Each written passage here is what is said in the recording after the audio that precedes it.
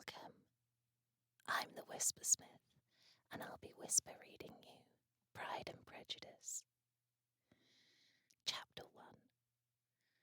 It is a truth universally acknowledged that a single man in possession of a good fortune must be in want of a wife.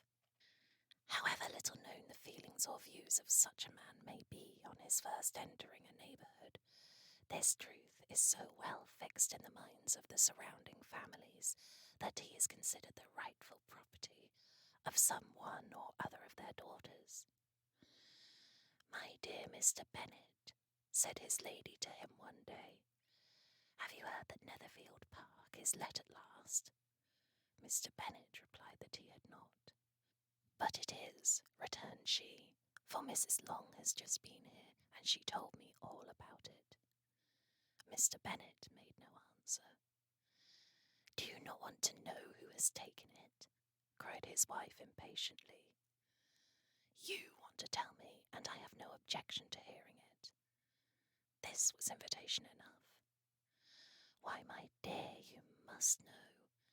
Mrs. Long says that Netherfield is taken by a young man of large fortune from the north of England, that he came down on Monday in a chaise and four to see the place, and was so much delighted with it, that he agreed with Mr. Morris immediately that he is to take possession before Michaelmas, and some of his servants are to be in the house by the end of next week." "What is his name?" "Bingley." "Is he married or single?" "Oh, single, my dear, to be sure.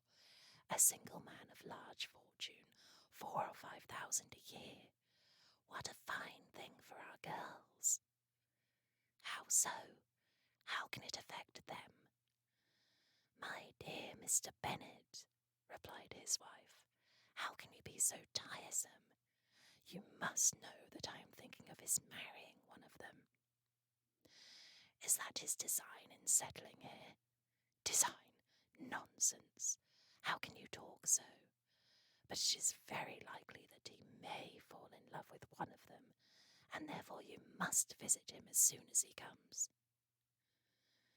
"I see no occasion for that. You and the girls may go, or you may send them by themselves, which perhaps will be still better, for as you are as handsome as any of them, Mr. Bingley may like you the best of the party." "My dear, you flatter me. I certainly have had my share of beauty, but I do not pretend to be anything extraordinary now. When a woman has 5 grown-up daughters, she ought to give over thinking of her beauty. In such cases, a woman has not often much beauty to think of. But, my dear, you must indeed go and see Mr. Bingley when he comes into the neighbourhood. It is more than I engage for, I assure you. But consider your daughters. Only think what an establishment it would be for one of them. Sir William and Lady Lucas are determined to go, merely on that account, for in general, you know, they visit no newcomers. Indeed, you must go, for it will be impossible for us to visit him if you do not. You are over-scrupulous, surely. I dare say Mr. Bingley will be very glad to see you, and I will send a few lines by you to assure him of my hearty consent to his marrying whichever he chooses of the girls, though I must throw in a good word for my little Lizzie. I desire you will do no such thing.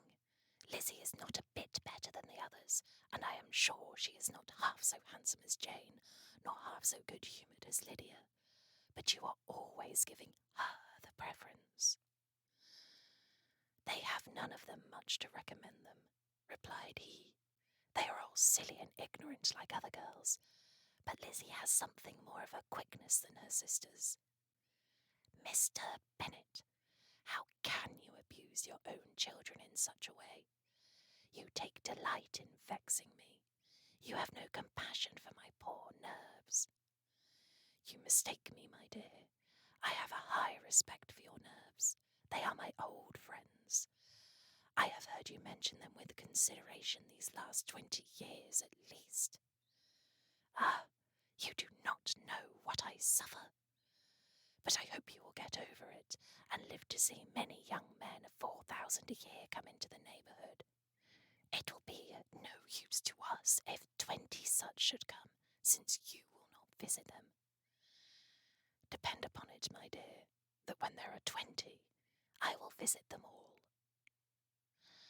Mr. Bennet was so odd a mixture of quick parts, sarcastic humour, reserve, and caprice, that the experience of 23 years had been insufficient to make his wife understand his character. Her mind was less difficult to develop. She was a woman of mean understanding, little information, and uncertain temper. When she was discontented, she fancied herself nervous. The business of her life was to get her daughters married. Its solace was visiting and news. I hope you enjoyed. Hope you're relaxed. Don't forget to like and subscribe. And if you have any suggestions, please just